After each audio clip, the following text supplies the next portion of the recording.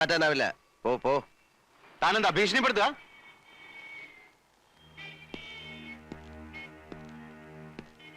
എന്റെ ഭീഷണി എന്ന് പറഞ്ഞ ചില ഊച്ചാളി രാഷ്ട്രീയക്കാരെ കൂട്ട് സ്ഥലം മാറ്റിക്കളയെന്നൊന്നാവില്ല. കൊന്നുകളയും ഞാൻ. മടിക്കില്ല കേട്ടോ. പുതിയ ആളായതുകൊണ്ടാ. ഇവിടെ ചോദിച്ചാ മതി. വാടാ. ശേഖറിന്റെ എച്ചിൽ നിൽക്കുന്ന ആരെങ്കിലും ഉണ്ടെങ്കിൽ പോയി പറ. മുമ്പ് എനിക്കൊരു കയ്യബദ്ധം പറ്റിയതാ. ഇനിയും വേഷം കിട്ടെടുത്താ അറിഞ്ഞോണ്ട് ഞാൻ അബദ്ധം ചെയ്യും.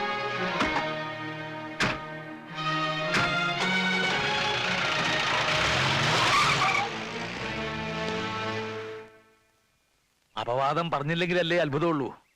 നീലകണ്ഠന്റെ സ്വഭാവം അത്രയ്ക്ക് പ്രസിദ്ധാണല്ലോ. അനുഭവിക്കുക തന്നെ ദൈവനിശ്ചയായിരിക്കും.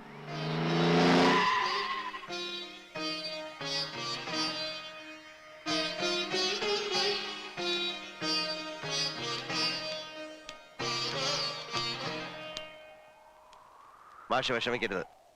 ഇനി ഒരുത്തനും ഏഴിലക്കരയിൽ വാ തുറക്കില്ല. 1000 കുടത്തിന്റെ വായടയ്ക്കാം, എന്നാൽ ഒരാളുടെ അടയ്ക്കാത്ത വാ തുന്നി കെട്ടാൻ എനിക്കറിയാം. അത് എനിക്ക് വിട്ടേക്കൂ. മാഷ് അതൊന്നും ഓർത്ത് വെറുതെ മനസ്സൊരുക്കണ്ട.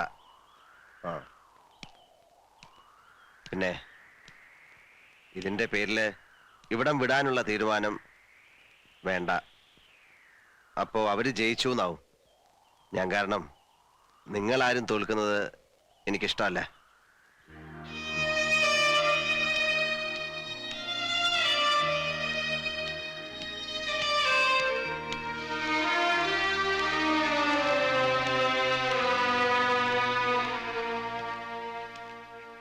എഴുത്തച്ഛനെ അമ്മ അയച്ചതാ.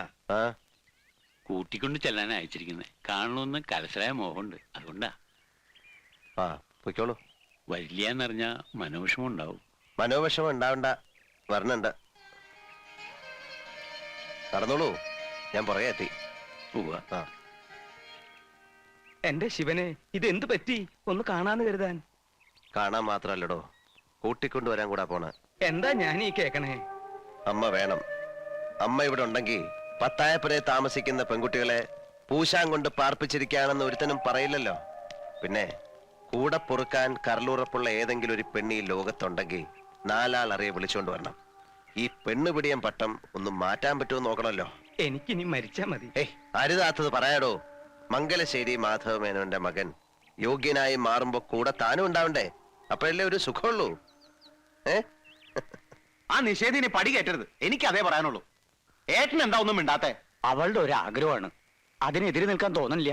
മോനെ അവളൊന്ന്. മോൻ എങ്ങനെ പറഞ്ഞു ഓപ്പോളിന്റെ വയറ്റിലെ അസുരൻ?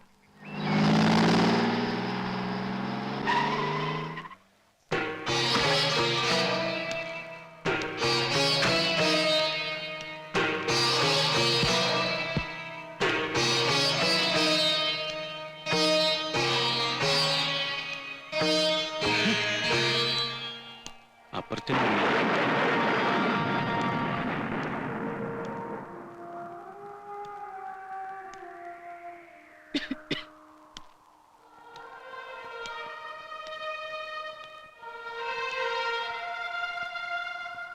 ഇരിക്കെ.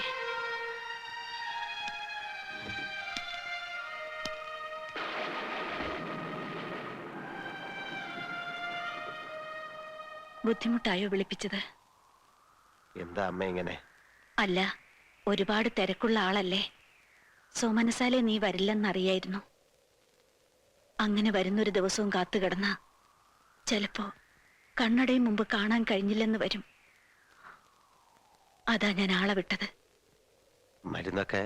മരുന്നിനും മന്ത്രത്തിനും ഒക്കെ അമരത്വം തരാൻ കഴിയൂ. ഇത്തിരി ദിവസം നീട്ടിക്കിട്ടും. ജീവിക്കണമെന്ന് മോഹമില്ലാത്തോണ്ട് ഞാനതൊക്കെ നിർത്തി. ഗുണദോഷിക്കല്ല, അതുകൊണ്ട് കാര്യമില്ലെന്നറിയാം. ഒരപേക്ഷയുണ്ട്, അത് കേൾക്കണം. നിന്റെ ഈ കുത്തഴിഞ്ഞ ജീവിതവും താന്തോന്നിത്തരവും കൊണ്ട് കളങ്കപ്പെടുന്നൊരു പേരുണ്ട്. മംഗലശ്ശേരി മാധവമേനോൻ എന്നൊരു മനുഷ്യന്റെ.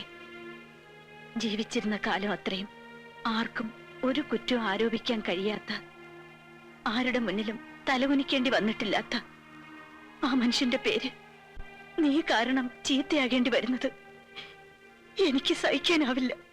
മനഃപൂർവ്വം അച്ഛന്റെ പേര് ചീത്തയാക്കാൻ വേണ്ടി ഞാനൊന്നും ചെയ്യുന്നില്ല. മനഃപൂർവമോ അല്ലയോ, ആ മേൽവിലാസത്തിലല്ലേ നിന്നെ ആളുകൾ കാണുന്നത് എനിക്ക് എന്താ ചെയ്യാൻ കഴിയുക? നിനക്ക് കഴിയണം സ്വയം മാറാൻ. അതല്ലെങ്കിൽ നീ സത്യം അറിയണം. അതിനാണ് ഞാൻ നിന്നെ വിളിപ്പിച്ചത്. സത്യം? അതെ, സത്യം. നീ അദ്ദേഹത്തിന്റെ മകനല്ല എന്നുള്ള സത്യം. എന്താണ് അമ്മ പറയുന്നത്? അമ്മ പറയുന്നത് ആരാണോ അതാണ് മക്കൾക്ക് അച്ഛൻ. നിന്റെ അച്ഛനല്ല അദ്ദേഹം. അമ്മേ!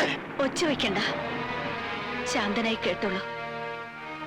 വീട്ടുകാരുടെ നിർബന്ധത്തിന് വഴങ്ങി അദ്ദേഹത്തെ വിവാഹം ചെയ്യുമ്പോ എന്റെ വയറ്റിൽ നിനക്ക് 2 മാസത്തെ വളർച്ചയുണ്ടായിരുന്നു.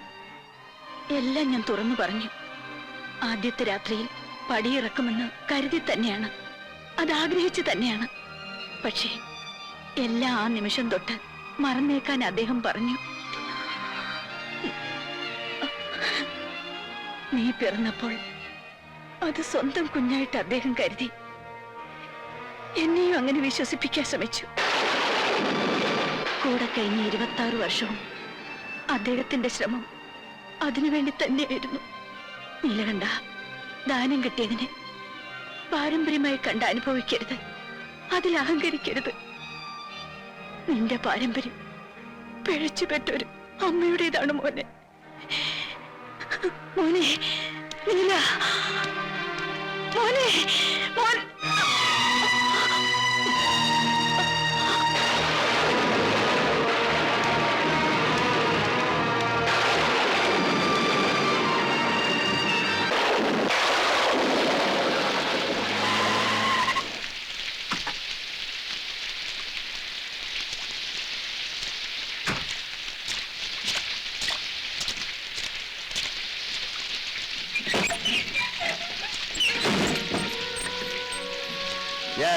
ഞാനൊരു പിഴപ്പ് പറ്റവനാണല്ലേ? തന്തയില്ലാത്തവൻ. കോവിലകത്തെ തമ്പുരാട്ടിക്കുട്ടിക്ക് വിവാഹത്തിന് മുമ്പ് പറ്റിയ നാണം കെട്ട തെറ്റ് ഭ്രൂണഹത്യ തീർക്കാമായിരുന്നില്ലേ? അല്ലെങ്കിൽ പിറന്ന് വീണപ്പോ കഴുത്ത് ഞെരിച്ച് കൊല്ലാമായിരുന്നില്ലേ? നദിയിൽ ഒഴുക്കുകയോ തീവണ്ടിപ്പാളത്തിൽ ഉപേക്ഷിക്കാമായിരുന്നില്ലേ? എന്തുകൊണ്ട് ചെയ്തില്ല? മഹാമനസ്കത, മനുഷ്യത്വം. ഭിക്ഷ കിട്ടിയതാണെന്നറിയാത്ത പൈതൃകത്തിന്റെ പേരിൽ അഹങ്കരിച്ച ഞാൻ വിഡ്ഢിയായി. ദാനം കൊടുത്തു മാത്രം ശീലിച്ചവന് ഈ ജന്മം പോലും ഒരാളിന്റെ ദയായിരുന്നു എന്നറിയുമ്പോ ഇതെന്റെ മരണമാണ്. മംഗലശ്ശേരി നീലകണ്ഠന്റെ മരണം. ആവശ്യത്തിനും അനാവശ്യത്തിനും ഞാൻ എടുത്തു പറഞ്ഞൊരു പേര്, എന്റെ അച്ഛന്റെ പേര്, എന്റെ നാവിന്റെ തുമ്പിലിരുന്ന് പൊള്ളുകയാണ്. ആദ്യമായി ഞാൻ വെറുക്കുകയാണ്. എനിക്ക് എനിക്ക് എനിക്ക് വെറുപ്പാണ്.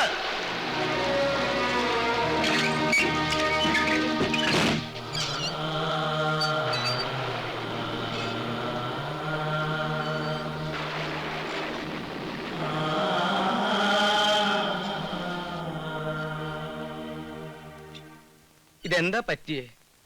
എന്തെങ്കിലും ഒന്ന് പറഞ്ഞില്ല. എന്നെ ഒന്ന് വഴക്ക് പറയെങ്കിലും ചെയ്യ്. വരേ. ആരാത്? ഓഹോ, അതാ അപ്പൊ നന്നായത്. എന്ത് പറ്റി നീല? താൻ ചോദിച്ചതിന് ഉത്തരം പറയും. ആരാത്? ഇതെന്താ എന്റെ നീല? അച്ഛന്റെ പടം നോക്കിയിട്ട് ആരാണ് ചോദിച്ച? അച്ഛൻ. അമ്മ മക്കളോട് ആരെ ചൂണ്ടി അച്ഛനെന്ന് പറയുന്നോ അവരാണ് മക്കൾക്ക് അച്ഛൻ. അപ്പൊ ആരല്ലെന്ന് പറയുമ്പോ ആരാണെന്ന് പറയാൻ അമ്മയ്ക്ക് കഴിയണം. എനിക്കത് അറിയണം, അറിഞ്ഞേ പറ്റൂ. എന്താ നീല അത്? എന്താ പറയണേന്ന് ഓർമ്മയുണ്ടോ? അതെ വരരെ, ഞാൻ പിഴച്ചു പറ്റാനാ. പുറം ലോകത്തിന്റെ മുന്നിൽ എന്റെ അമ്മയുടെ മാനം കാത്ത വലിയ മനുഷ്യനെ കണ്ടില്ലേ?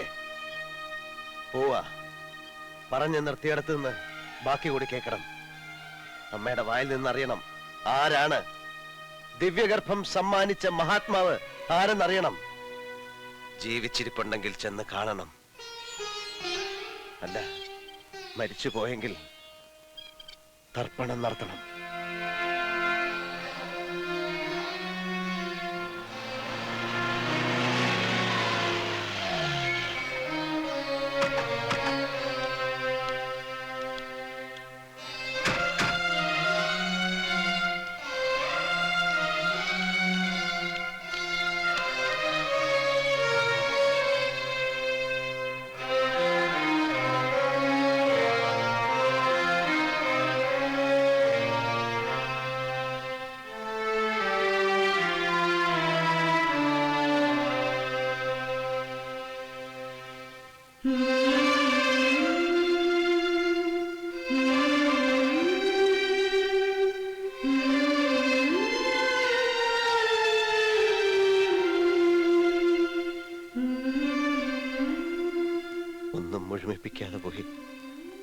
അല്ലേ വരുതേ?